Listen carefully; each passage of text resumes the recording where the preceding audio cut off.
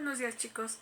Como actividad de hoy vamos a ver el cierre de tema de los últimos tipos de lectura que hemos visto en la lectura de estudio, como la lectura analítica, la lectura interpretativa y la lectura crítica. Vamos a hacer el llenado de una tabla que ya les había enviado como actividad. En esta se les pide que hagan el tipo de lectura, que anoten la definición y las características de cada una de ellas. Recuerden, estos tipos de lecturas que acabo de mencionar pertenecen a la lectura de estudio y que nos va a servir precisamente para obtener mejores resultados en nuestra actividad académica y que a ustedes les va a servir para que tengan más herramientas y puedan estudiar mejor. Y que no solamente se aplica, como ya he dicho, a mi materia, sino que se puede aplicar a todas las demás para tener óptimos resultados. Ahora bien, cuando hablamos de la lectura analítica o estructural, deben de recordar que analizar significa descomponer en la parte más mínima aquello que estamos leyendo, porque en el caso de que sea una lectura.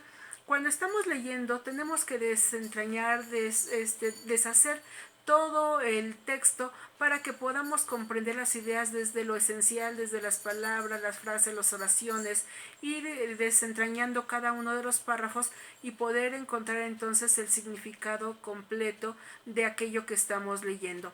Por lo tanto, nos dice que la lectura analítica o estructural es aquella que fragmenta un texto y asocia sus componentes al contexto de procedencia, logrando transformar la visión del estudiante sobre lo que lee, conoce y clasifica.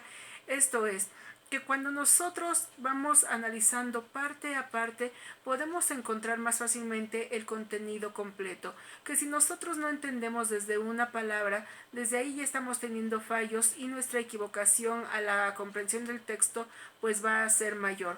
Cada vez que nosotros vamos analizando poco a poco, vamos comprendiendo. No es necesario que tengamos que hacer una lectura para tener un conocimiento global de inmediato, porque eso sería muy pretencioso, sobre todo cuando son temas complicados de leer. Pongamos por ejemplo en biología, donde son términos un poco complejos y que en una simple lectura no vamos a entender del todo lo que se está tratando. Pero si vamos paso a paso, entonces obtendremos mayores resultados.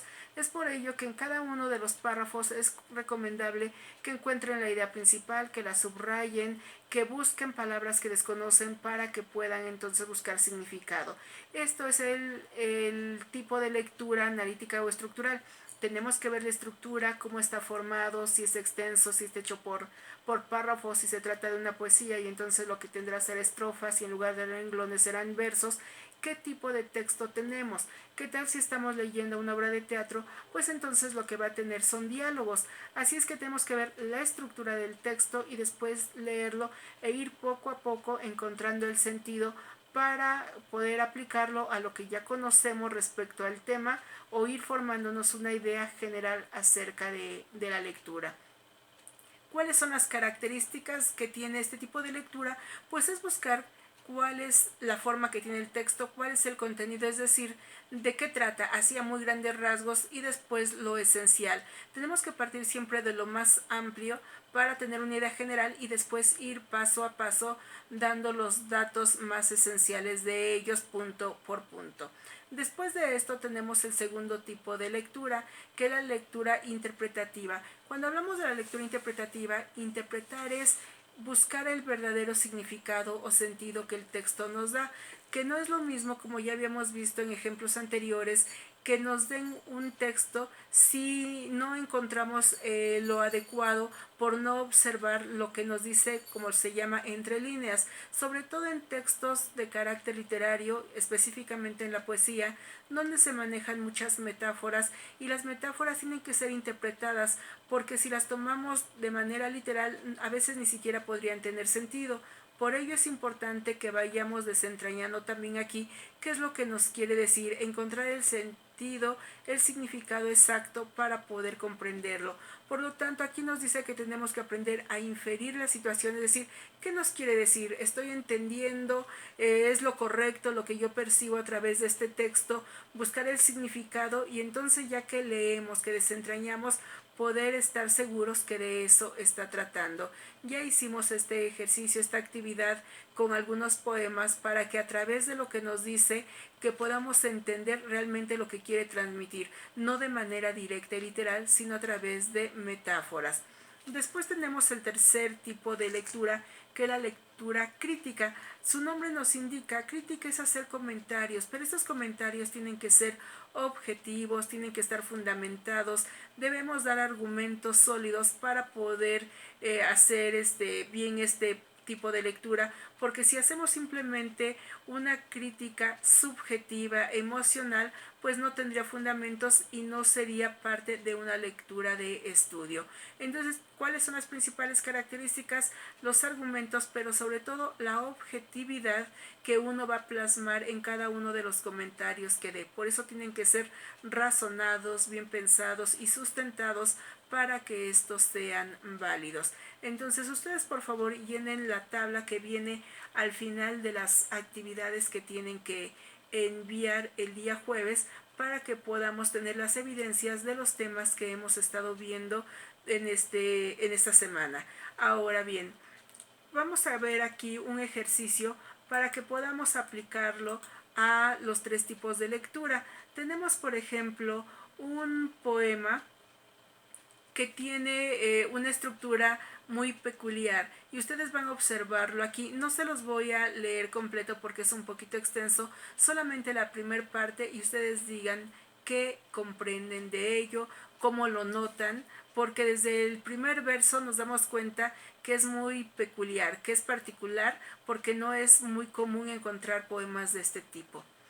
Ahora que los ladros perran, ahora que los cantos gallan, ahora que al bando la toca, las altas suenas campanan, y que los rebuznos burran, y que los gorjeos pajaran, y que los silbos serenan, y que los gruños marranan, y que la aurorada rosa los extensos doros campa, perlando líquidas viertas, cual yo lágrimo de ramas, y friando de tirito, y bien el abraza almada, vengo a suspirar mis lanzos, ventano de tus debajas.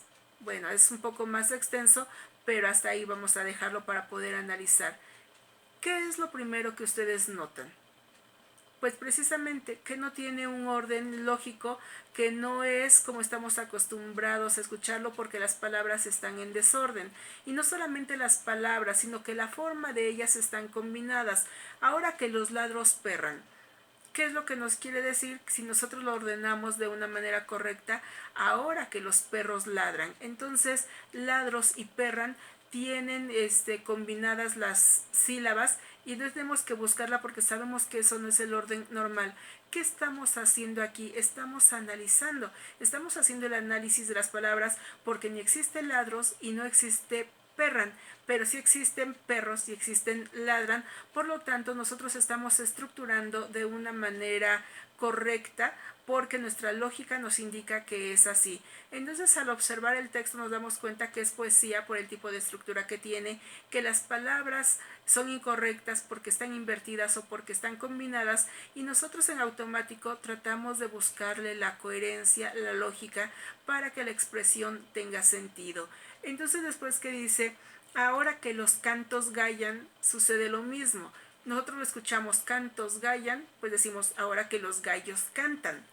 Ahora que al bando la toca, ahora que tocando al alba, que es alba. Aquí nosotros nos encontramos ante una palabra que pudiera ser poco común. Alba quiere decir la mañana, la madrugada, cuando despiertan al alba es muy de madrugada, muy temprano. Las altas suenas campanan, las altas campanas suenan. Y que los rebuznos burran, esto es fácil, y que los burros rebuznan, y que los gorjeos pajaran, y que los pájaros gorjean. ¿Qué es gorjean? Es el canto. Nosotros decimos el canto de los pájaros, pero lo correcto es el gorjeo de los pájaros. Después, y que los silbos serenan, y que los serenos silban. Ahorita quizás si ustedes buscan sereno, no es de tranquilidad. Sereno es una palabra polisemántica porque tiene distintos significados. Sereno quiere decir tranquilo, pero también sereno es el rocío de la mañana, Pero otro significado que tiene, pero ya está en desuso, es que los serenos eran como los guardias, los vigilantes nocturnos que pasaban para ver si las calles y todo estaba en orden, y entonces eran los que gritaban, por ejemplo, en la noche, las 11 y sereno, o la 1 y sereno, dependiendo la hora de la madrugada o de la noche que pasara, tendrían que decir que todo estaba tranquilo, es decir, estaba sereno, y como decían que estaba sereno la 1 y sereno, las 2 y sereno, se le llamó los serenos. Entonces por eso aquí nos dice y que los serenos silban, es decir, que están pasando, porque era con un silbato, pasan y dice que está tranquilo. Después, y que los gruños marranan, ¿qué quiere decir? Y que los marranos gruñen, y que la aurorada rosa y que la rosada aurora, los extensos doros campa, los extensos campos dorados, perlando líquidas viertas, es virtiendo líquidas perlas, cual yo lágrimo derramas, cual lágrimas yo derramo, y friando de tirito y tiritando de frío, si bien el abraza almada, si bien el alma abrazada, o sea, abrazada llena de fuego. Vengo a suspirar mis lanzos, vengo a lanzar mis suspiros, ventano de tus debajas, debajo de tus ventanas. Entonces, como se dan cuenta, aquí cuando nosotros leemos el texto que resulta chistoso, que resulta cómico, uno lo primero que observa es que no tiene un orden normal, no es natural, no es correcto. Pero en la poesía se vale de todo un poco, es el ingenio para expresar ideas. En este caso es válido, pero aún así nosotros tenemos que reestructurar las expresiones para que tengan sentido, pero como la mayoría de ellas son palabras que sí conocemos, que son parte de nuestro vocabulario, nos resulta fácil poder interpretarlos, y entonces al poder interpretarlos fácilmente le damos sentido, se nos estructura y ya nos parece lógico y normal. Ahora bien, les decía que hicimos en este poema un análisis, estamos viendo la estructura, estamos viendo el análisis. Después que hicimos interpretarlo, sabiendo todas las palabras, le dimos un orden lógico, entonces lo estamos interpretando, porque está incorrecto, lo reinterpretamos, lo interpretamos y le damos un sentido. Ahora, como último punto, nosotros podemos dar un comentario, podemos hacer nuestra crítica, nuestra opinión para decir, está divertido, no me gusta, está complicado, voy a intentar hacer algo semejante con palabras que conozco para que pueda entonces saber si es fácil o no hacerlo. Aquí nosotros podemos dar una opinión o un comentario. Si ustedes dicen no tiene sentido, bueno, ya ustedes sabrán que no tiene sentido porque lo han leído, y ustedes estarán dando un argumento por el cual les parezca que no tenga sentido. O decir, qué curioso, es un poema como el que no había escuchado, sale de lo común,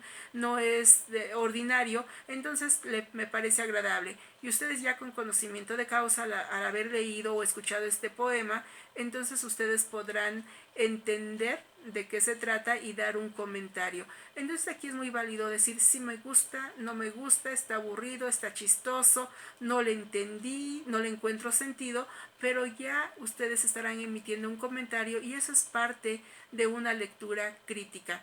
Lo que nunca se debe hacer es criticar algo que no se conoce. Ahorita ustedes no lo están leyendo, lo están escuchando, pero por lo menos ya tienen conocimiento de ello. Pero si les preguntaran, ¿les gusta la poesía que rompe con las estructuras? No puede decir sí o no, puesto que no la conocen.